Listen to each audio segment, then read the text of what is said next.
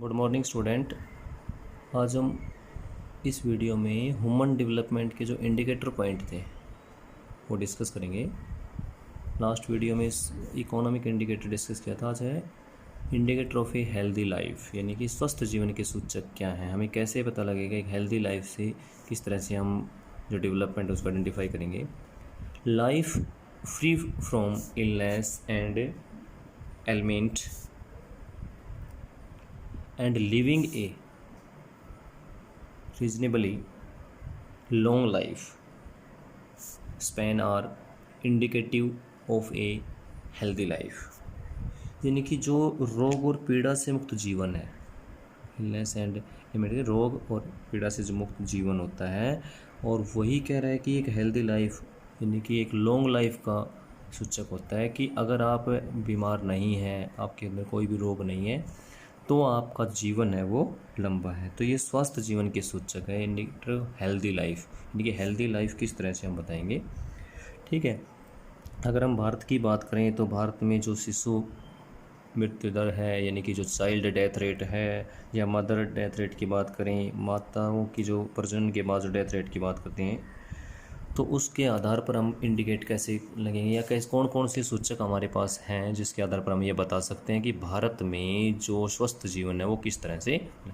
India has done reasonably well in some of the health indicator, यानी कि भारत की अगर हम बात करें तो भारत में कुछ ऐसे हमारे पास इंडिकेटर हैं, कुछ ऐसे हमारे पास सूचक हैं जिनके आधार पर हम बता सकते हैं कि भारत में जो विकास है वो सही हो रहा है। जैसे दे रखा है like decline in death rate, यानी कि जो हम डेथ रेट की कम होती हुई रेशो है उसको शो करते हैं। जैसे रेट फ्रॉम 25.1% थाउजेंड इन 1951, यानी कि 1951 में जो हमारी जो डेथ रेट की परसेंटेज थी 25.1 प्रति हज़ार व्यक्तियों के प्रति, वो घट करके 8.1% रहेगी पर थाउजेंड इन 1999। 1991 की बात करें तो ये 8.1% रह गई। तो ये एक हमारे पास इंडिकेटर आ रहा है, ये एक हमारे पास सूचक है जिसे हम ये बता सकते हैं कि भारत की जो डेथ रेट है, यानी कि भारत में जो मृत्यु दर थी वो बहुत ही कम हो गई है। पहले वो 25.1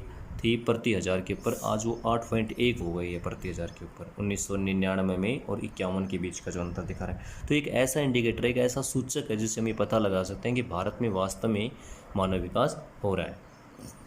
और इसी बेस पर अगर इस मृत्यु दर के अलावा और कुछ देखें तो अगर हम शिशु मृत्यु दर की बात करें, जैसे चाइल्ड डेथ रेट की बात करें, वो भी 148 प्रति हज़ार था, ठीक है, 148 था पर थाउजेंड, और वो भी कम होकर के अब 70 हो गया, ओनली 70 पर थाउजेंड, ठीक है। यानी कि हम बात करें अगर भाई वो पहले कितना था 148 पर थाउजेंड चाइल्ड जो डेथ रेट थी वो, अब वो मात्र 70 हो गया है, ठीक है। तो वही रेशो भाई 1951 में जो 148 था पर थाउजेंड के ऊपर, वो आप ओनली 70 हो गए। तो ये इस प्रकार से चाइल्ड डेथ रेट है या टोटल डेथ रेट है वो कम होती आ रही है। ये एक हमारे पास हेल्दी एक इंडिकेटर है, एक सूचक है जिस पर हम बता सकते हैं कि भारत में विकास का रेशो सही है। इसी तरह से अगर हम बात करें भाई भारत में जितने भी सेक्स रेशो के आधार पर, लिंग अनुपात के आधार पर जो विकास की प्रक्रिया है, 0 से 6 आयु वर्ग के बच्चों में जो अनुपात है ना, 0 to 16 जो चाइल्ड रेशो है उसमें किस तरह का बदलाव आया है। तो ये इंडिकेटर, यानी कि हमारे पास ऐसे हेल्दी सूचक हैं, ऐसे कुछ एग्जाम्पल हैं भारत में जिसके आधार पर हम ये कह सकते हैं कि भारत में वास्तव में जो विकास है वो हो रहा है, और हेल्थ सेक्टर में किस तरह से उसका एक इंडिकेटर है। दूसरा इस इंडिकेटर दिखा रखा है इंडिकेटर ऑफ सोशल एम्पावरमेंट है, यानी कि सामाजिक सशक्तिकरण के सूचक। किस तरह से सामाजिक सूचक हमें बताते हैं कुछ सोशल इस प्रकार के वर्क जिसे हमें कैसे बता रहे हैं कि हम किस तरह से वो जीवन चल रहा है। जैसे डेवलपमेंट इज़ फ्रीडम, विकास मुक्ति है किस चीज़ की, फ्रीडम फ्रॉम हंगर, भाई भूखमरी से, भूखे हैं, पॉवर्टी गरीबी से, या बॉन्डेज, ठीक है, या ignorance, illiteracy and any other form of domination in the key of human development. यानी कि ये गरीबी है, भूखमरी है, बंधुआकार है, ज्ञानता है, निरक्षरता है, किसी भी तरह की अन्य प्रकार की जो प्रबलता मुक्ति है वही विकास है। इन सभी से अगर हमें आज़ादी मिल जाती है तो यही डेवलपमेंट है, यही सोशल एम्पावरमेंट है। जैसे हंगर है, भुखमरी, पोवर्टी, गरीबी किस तरह से कम हो जाए, ठीक है। ये जो दास्ता है वो किस तरह से, इग्नोरेंस की बात करें, अज्ञानता कैसे बढ़े, निरक्षरता कैसे कम हो, ये कुछ ऐसे हैं, ये ही ह्यूमन डेवलपमेंट की है। अगर इनका जो कमी है या इनमें इस सेक्टर में कमी आ जाती है, गरीब का परसेंटेज, बीपीएल का परसेंटेज कम हो जाता है, तो हमारे लिए क्या है, ये सोशल एम्पावरमेंट है। इसी तरह अगर हम बात करें इंडिया में, जैसे सोशल एम्पावरमेंट की सबसे इंपॉर्टेंट पॉइंट माने जाते हैं लिटरेसी, साक्षरता। बार बार करें साक्षरता की बात करें तो शिक्षा का स्तर 2011 के आधार पर आप सभी को पता है जो इंडिया की लिटरेसी रेट है 74.04% है, और जिसमें फीमेल लिटरेसी रेट है 65.46%। इसी प्रकार केरला की 93.19, बिहार की 63.82, और इसी में अगर फीमेल की बात करें तो बिहार का जो फीमेल का लिटरेसी रेट है 2011 में 53.33%, और केरला का जो फीमेल लिटरेसी रेट है 91.98%। ठीक है, तो ये कुछ ऐसे इंडिकेटर हैं जिससे हम ये बताते हैं कि वास्तव में इंडिया में सोशल एम्पावरमेंट में, हाँ कुछ इसमें रीजनल वेरिएशन देखने को मिला है, जैसे केरला और बिहार के बीच का जो रीजनल वेरिएशन है, लेकिन ऑल ओवर अगर बात करें तो भी हमारे पास जो लिटरेसी रेट है वो अच्छी है, जो आप लगभग 65% थी 2001 में, वो 2011 में 74.04% हो गई है। तो ये एक हमारे पास सोशल एम्पावरमेंट की बात करें। इसी तरह अगर हम बात करें अलग अलग स्टेट में जो लिटरेसी रेट है, आप टेबल भी आपकी बुक में वो अलग अलग है, वो टेबल एक अलग, लेकिन आगे क्वेश्चन दे रखा है ह्यूमन डेवलपमेंट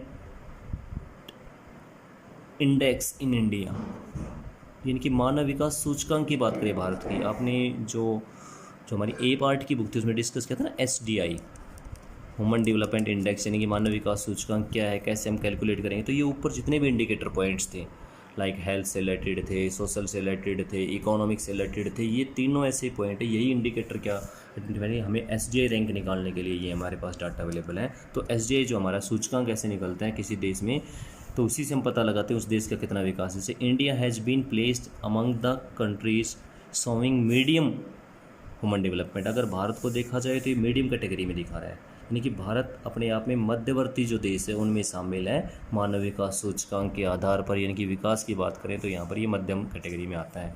और लास्ट वीडियो में हमने डिस्कस किया था, अगर 2019 की बात करें तो 189 कंट्रीज़ की अगर टोटल SDI रैंक की बात करें तो उनमें से 129th यानी कि 129वां रैंक है भारत का, 189 देशों में से 129वां रैंक है, और इसकी जो SDI वैल्यू है 0.647% है।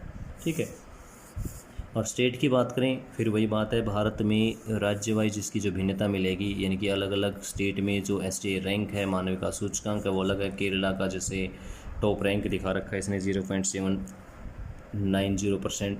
ठीक है, इसी तरह से छत्तीसगढ़ की बात करें तो इसकी वैल्यू बहुत ही कम आ जाती है 0.358, कहाँ 0.3%, कहाँ पर ये, तो केरला और छत्तीसगढ़ के बीच में ये है। ठीक है, तो इसकी रैंक 23rd रैंक दिखा रखी है और इसकी फर्स्ट रैंक है। तो ये ह्यूमन डेवलपमेंट इंडेक्स की बात करें, मानव विकास सूचकांक का मतलब होता है जिसके आधार पर हम ये पता लगा सकते हैं कि विकास हो रहा है या नहीं, उस आधार पर। फिर एक लास्ट टॉपिक है पॉपुलेशन एम्पावरमेंट एंड डेवलपमेंट। भाई सीधी सी बात है, पॉपुलेशन के साथ इन्वायरमेंट का क्या रिलेशन है, डेवलपमेंट का। जितनी किसी भी देश में जनसंख्या इंक्रीज होती है, जनसंख्या जितनी ज़्यादा बढ़ती है, जनसंख्या बढ़ती है तो उसकी बेसिक रिक्वायरमेंट है बढ़ती हैं, उसके लिए प्रोडक्ट हैं, भाई मैन्युफैक्चरिंग प्रोडक्ट बनाने पड़ते हैं, तो बनाने के लिए क्या करना पड़ेगा, हमें डेवलपमेंट करना पड़ेगा, विकास करना पड़ेगा। जितनी अधिक भारत की जनसंख्या की बात करें 1901 से अगर हम 2011 तक की बात करें तो जनसंख्या में बहुत, जो जनसंख्या है टोटल जनसंख्या की बात करें तो बहुत अधिक जनसंख्या बढ़ चुकी है। इतनी अधिक जनसंख्या बढ़ गई 1901 में, जिस तरह के हमारे पास उद्योग लगे हुए थे उन उद्योगों से इतनी पूर्ति नहीं हो सकती थी, तो इसलिए हमारे पास इंडस्ट्रियल एरिया यानी कि मैन्युफैक्चरिंग जो सेक्टर है वो बहुत ज़्यादा स्ट्रॉन्ग है, बनाना पड़ा हमें। और उसी जनसंख्या को हर जितनी में हम स्टेट वाइज बात करें, रूरल अर्बन पॉपुलेशन की बात करें, इसलिए हमें डेवलपमेंट करना पड़ा। डेवलपमेंट के लिए जितने भी इंडस्ट्री सेक्टर है, ट्रांसपोर्ट सिस्टम को स्ट्रॉन्ग करना पड़ा, नेटवर्किंग सिस्टम को स्ट्रॉन्ग करना पड़ा।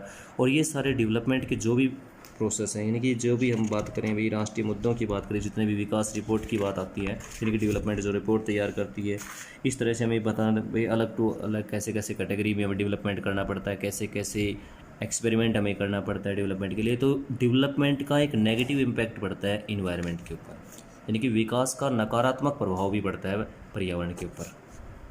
कि जितना ज़्यादा हम विकास करेंगे, डेवलपमेंट करेंगे, क्योंकि जनसंख्या अधिक बढ़ रही है, जनसंख्या अधिक बढ़ रही है तो हमें अलग अलग सामानों की आवश्यकता होती है, अलग अलग उत्पादन हमें चाहिए, उत्पादन के लिए हमें अलग अलग इंडस्ट्री सेक्टर को स्ट्रॉन्ग करना है, उद्योगों को बढ़ाना है, और उद्योगों का जो पोल्यूशन है वो इन्वायरमेंट को ख़राब कर रहा है।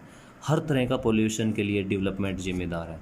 ठीक है, जैसे आपने पढ़ा भी होगा ना, एक सिक्के के दो पहलू हैं, विकास और पर्यावरण, कि एक तरफ आप विकास करोगे, डेवलपमेंट करोगे, तो इसके अपोजिट आपको फिक्स है कि आपको इन्वायरमेंट पोल्यूशन होगा ही होगा, जैसे लाइक एयर पोल्यूशन है, वाटर पोल्यूशन है, लैंड पोल्यूशन है, नॉइस पोल्यूशन है। तो ये एक अपना जो लेसन नंबर जो